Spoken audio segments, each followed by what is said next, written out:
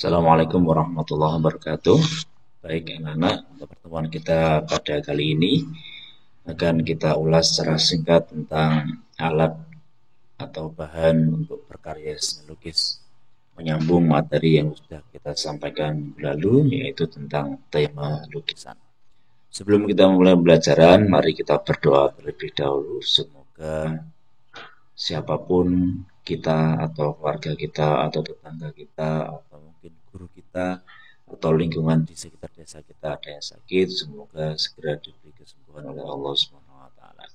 Dan semoga nanti yang akan kita pelajari dapat memberikan ilmu yang bermanfaat.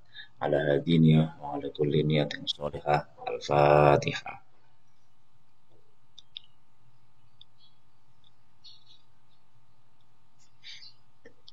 Oke, baik anak-anak, kita mulai saja untuk mempersingkat waktu dan durasi. Yang akan kita kupas nanti hanya sebatas tentang alat dan bahan untuk melukis. Langsung saja.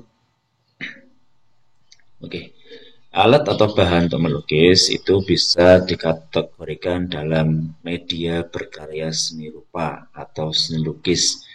Jadi untuk media seni lukis itu meliputi bahan dan alat.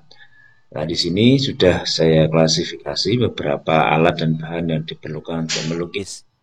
Selain untuk pengetahuan, nanti anak-anak juga memilih. Jadi dari beberapa alat di sini nanti anak-anak bisa menentukan ketika nanti kita proses berkarya, anak-anak akan memilih alat atau bahan apa saja. Nah, yang jelas alat atau bahan ini nanti akan mempengaruhi teknik lukisannya. Oke, alat yang pertama adalah pensil. Nah, pensil ini nanti akan digunakan untuk proses sketsa.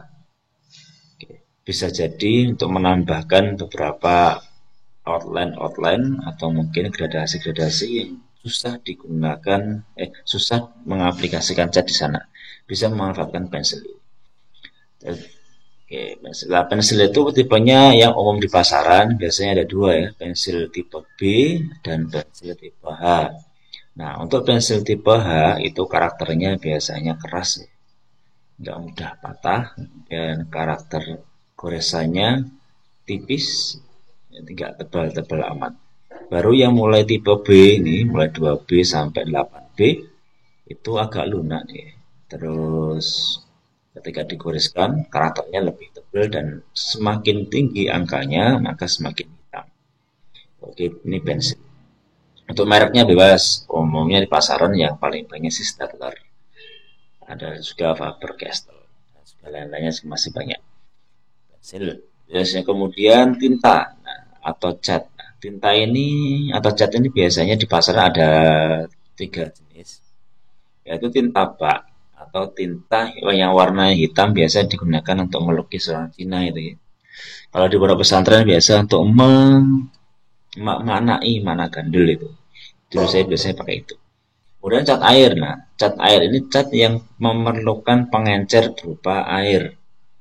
Ya, cat tembok itu pakai pengencer air. Cat poster pakai pengencer air. Kemudian cat akrilik juga pengencernya air. Yang ketiga itu cat minyak. Cat yang pengencernya menggunakan minyak. Harus pakai minyak. Kalau nggak pakai minyak nggak bisa cair. Jadi nggak bisa, ya, kurang cair. Jadi untuk melumatkan, kemudian melembutkan permukaan karakter catnya itu menggunakan minyak. Minyaknya itu biasanya yang standar di toko itu terpentin. Tapi bisa juga menggunakan bensin premium atau pertalit. Jangan menggunakan pertamak ya, karena kalau pakai pertamak biasanya terlalu cepat kering. Kemudian untuk alatnya itu umumnya di seni lukis ada dua yang dipakai sama seniman-seniman. Ada yang menggunakan kuas, jadi kuas itu bentuknya macam-macam ya. Ada yang horizontal, ada yang melengkung begini, ada yang lancip, ada yang mekes atau miring, ada yang tumpul. Nah, masing-masing kuas ini memiliki fungsi yang berbeda-beda. Nah, untuk fungsinya nanti seperti apa, insya Allah nanti akan kita kupas lebih lanjut di materi minggu depan di bagian teknik melukis.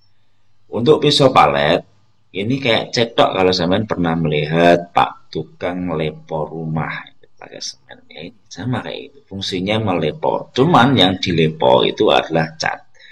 Jadi jika menggunakan kuas itu karakternya mungkin lebih halus ya, bisa buat gradasi lebih halus. Tapi kalau pakai cetok atau pakai pisau palet ini, dia menggunakan tinta yang lebih ngeblok-ngeblok gitu. Jadi tintanya lebih menghabiskan tinta lebih banyak ini. Dan biasanya lebih kental ya. Jadi pengencernya nggak begitu banyak. Dan yang terakhir yaitu palet. Ini tempat untuk mencampur warna. Oke, jadi untuk alatnya biasanya ini alat bahannya ya. Jadi yang cepat habis ini biasa disebut dengan nama bahan. Untuk ini namanya alat, dan alat. Lanjut.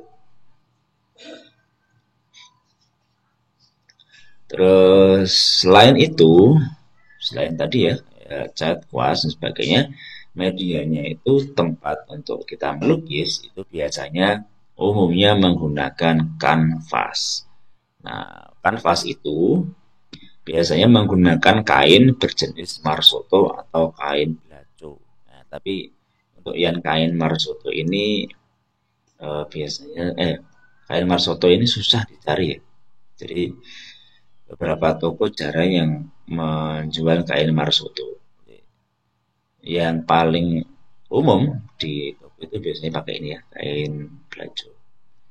Ini harganya untuk yang tebel sekitar per meternya itu sekitar 15 sampai 24 ribuan per meternya ya. Kemudian untuk kanvas itu biasanya di toko itu ukurannya macam-macam ya. Yang paling kecil ada yang 10 juga ada, 15 cm ada.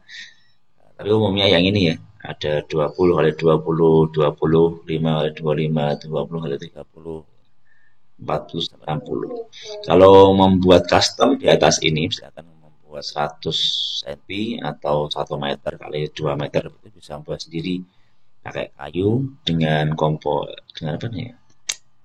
Penataan kayunya semacam ini untuk penguatnya ya, di siku begini.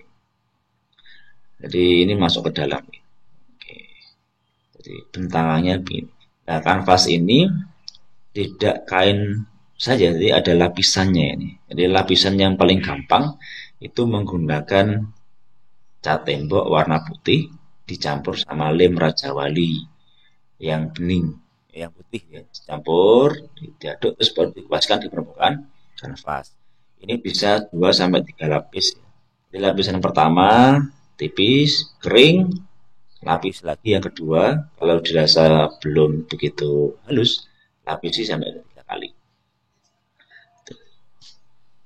Kanvas.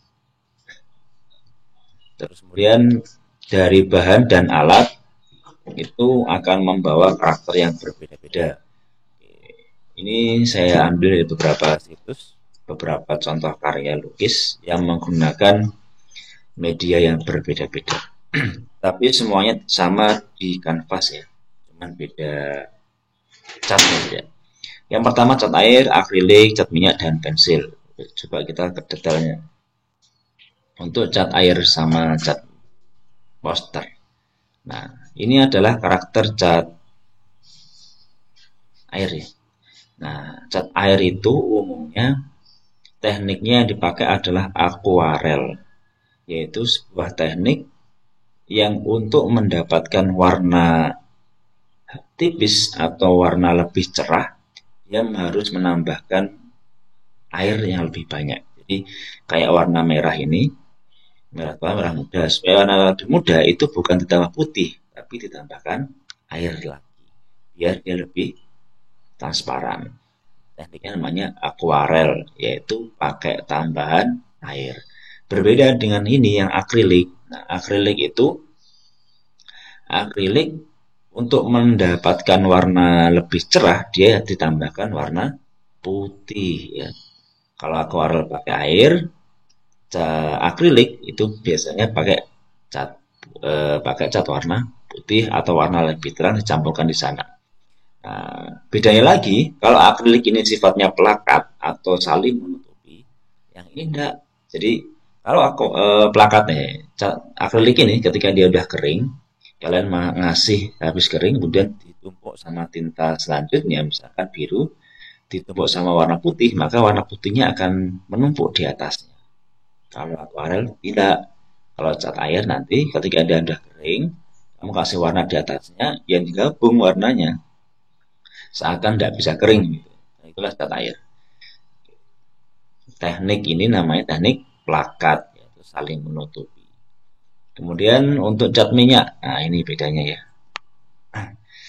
Umumnya begini, perbedaan antara cat minyak sama cat air di karakternya ya. Cat cat air, cat akrilik ya atau cat poster itu memiliki kecenderungan lebih cepat kering ya daripada menggunakan cat minyak. Makanya tidak disarankan kalau memakai cat minyak itu menggunakan pengencer menggunakan pertamax ya atau pertalit aslinya lebih orang bagus karena lebih cepat kering ya. Nah, supaya dia lebih lama keringnya biasanya menggunakan terpentil atau minyak khusus lukis itu. Kenapa fungsinya untuk lebih lama? Agar ketika proses membuat gradasi seperti ini ya, gradasi warna dari gelap sampai ke putih ini. Ketika proses pembuatan gradasi itu tidak keburu kering dulu, jadi bisa lebih halus. Makanya karakter-karakter lukisan yang menggunakan cat minyak itu biasanya lebih halus. Gradasinya lebih bagus, kemudian pokoknya itu lebih halus, lebih mulus ya, karena kemudahannya untuk mengatur gradasinya. Sebabnya ya satu, keringnya lebih lama. Kalau pakai akrilik itu keringnya cepat, jadi prosesnya harus cepat, jadi mengkuaskannya harus cepat. Nggak bisa itu tunggu, ditunggu sambil makan satu piring, udah kering. Kalau udah kering, ya bisa diperhalus lagi. Jadi harus sekaligus ya. Kalau udah kering nggak bisa dibenahi, bisa ditumpuk ya, ditumpuk-tumpuk. Prosesnya langsung. Kalau cat minyak masih bisa disela, jadi dia masih belum kering, masih bisa ditambahin dan dibenahi lagi. Gitu. Cat akrilik sama cat minyak. Yang terakhir pakai pensil ya. Nah, lukisan ini saya dapatkan dari situs di Google. Ya. Ini lukisannya dikatakan menggunakan pensil full pensil.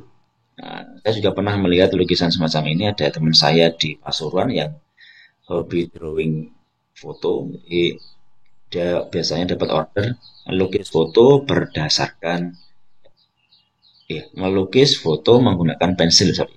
Ini lukisannya itu berdasarkan foto yang sudah distorkan sama kliennya. Nah, pensil ini biasanya nggak murni full pensil ya. Biasanya yang area putih-putih ini selain dihapus areanya juga menggunakan tinta putih ya. Atau pensil warna-warna putih. Jadi supaya lebih tegas warna putihnya. Biasanya begitu. Cukup. Itu tadi adalah alat dan bahan seni lukis. Kita ulangi lagi.